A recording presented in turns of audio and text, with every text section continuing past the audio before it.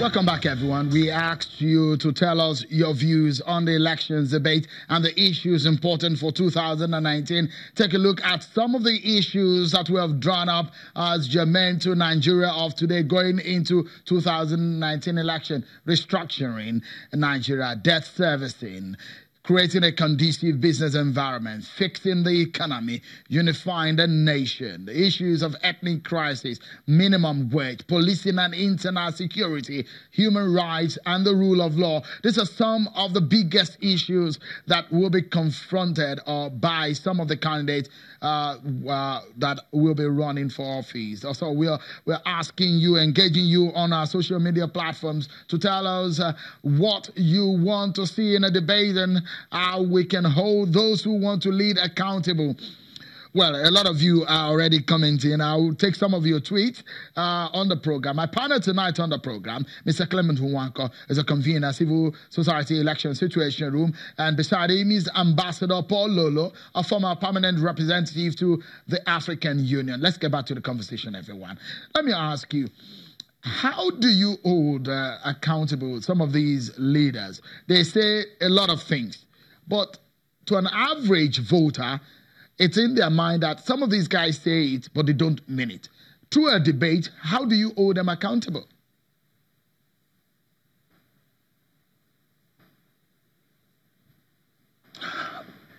Well, you can hold accountable any leader through what they say, but that's one step. The main step is the action that they take while in office. And during these debates that we're advocating, it will be possible for questions to be asked, and asked very objectively, but against the hard facts of evidence on the ground. If you promise you are going to build roads, you should flaunt how many kilometers of roads, the spread of the roads, and the state of completion. You are going to build schools, flaunt how many schools you have built, and the list goes on. But more than that, in a debate format, because you have to respond both to the moderator or the anchor of the debate, as well as the persons you are debating against, it is a chance to measure the superiority of ideas. And in this case, and in this sense too, politics is not how strong you are physically. Politics also is not about your ethnicity, it's not about your religion, but politics should be about the superiority of your ideas. Okay. And how you want to translate these ideas into tangible action that will impact on the lives of the people you want to govern. All right. This is the test. Let me quickly introduce another issue here, and let me take it to Mr. Nwanko. You heard some of the candidates in the race, and they are insinuating, they're suggesting that the president may not show up. What happens if it does not? Well, I will be surprised if the president doesn't show up. A lot of times debate is about making yourself accessible to people, letting people hear you, letting people see through what you're saying and know that you're sincere. In the last elections in 2015, we did have a few of the candidates not show up for debate.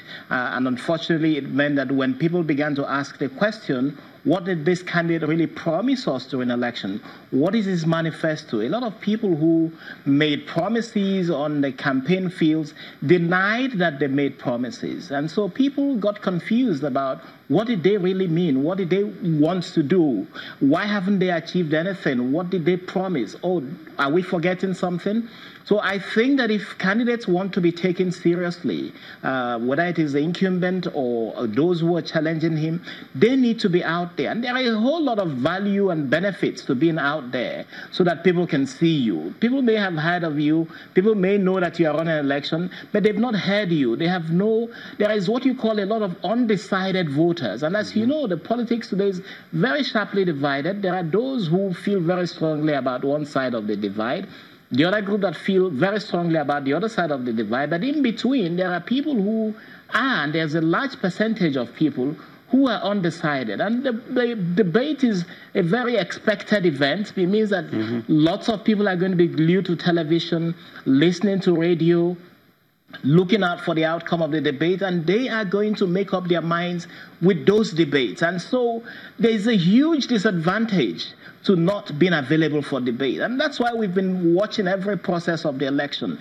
People trying to create an atmosphere to suggest that because X and Y has happened, they will win the elections, and trying to create a mindset of victory ahead of the elections. The truth is that it's a very sharply divided contest at this time. A lot of people may not have made up their mind. The debates will help them make up their mind, and they will decide. So the debates could really swing the election. And I think that if there are people who have worked out the magic that would help them win the election and think that they don't need a debate to do so, it will be a huge mistake. And I must say that Nigerians are going to closely monitor this election, because it's going to be, first of all, a referendum of sorts on the incumbent to see how much he has succeeded, but also an assessment of those who are seeking to succeed him, so that we are not confused about who we have voted for. So I think that the debate is very important. If anybody is avoiding the debate in the hope that they have set out a victory track,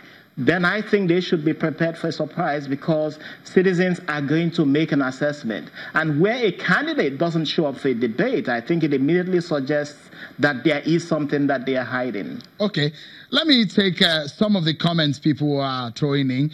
At Sandrai says that the debate is a must for all candidates, no exception. Sylvester Ibinola says, no debate, you can't get my vote. Also, Bashir Abdulaziz at Basho 07 says, candidates must debate, should be taking on their templates for unity, integration, equity, justice, and actualization of campaign promise. Ambassador Lolo, let me quickly show you, and I'd like you to talk on some of these issues that we have highlighted that may make some of the major issues for discussion at the debate. If my producer brings those issues right back on the screen, issues of restructuring Nigeria, debt servicing, how critical are these issues? And considering the candidates that are on the table, what do you see? It's a kind of a strong show of the gladiators, isn't it? Anyway, thank you very much again. And the issues that have been highlighted are very important issues. They are issues on the minds of Nigerians today. And as for the comments that we heard from your viewers who have sent in their reactions, it is very, very clear that the debate is a necessity. In the United States of America, a whole commission has been established, not necessarily by law, but because over time debates have been taking place since 1960. In between, there were only a few years that no debates were held, but most certainly since 1976, debates have been holding, leading to all the presidential elections that have taken place every 4 years. Here for us in the country, it is an opportunity for all the candidates, and without exception, to step forward, look Nigerians in the eyes, and speak to each and every voter that they would want to win. Secondly, a candidate or candidates that fail to show up for the debate to be held would be sending a signal, but the wrong one at that, because the optics will be very, very bad. If your name tag, your party tag is up and you are absent, who feels your cheer? But more than that, all right, in the right format of a presidential debate, there should be a combination of questions. One already drawn by the panel that will conduct the debate, others through phone-in or reactions through social media, Ambassador and Lolo, then others through the audience that will be in the hall.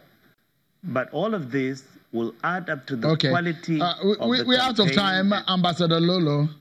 And I must sincerely thank you, my partner tonight, Ambassador Lolo, former permanent representative to the AU, and Mr. Clement Nwanko, convener of the election situation room. Thank you so much, gentlemen, for coming on the program. Well, we'll be looking forward to the debate and hoping that the candidates will make a good showing of themselves to Nigerians. Many thanks, everyone, for watching the show tonight. I'm Shewa Kimbalwe. Bye-bye.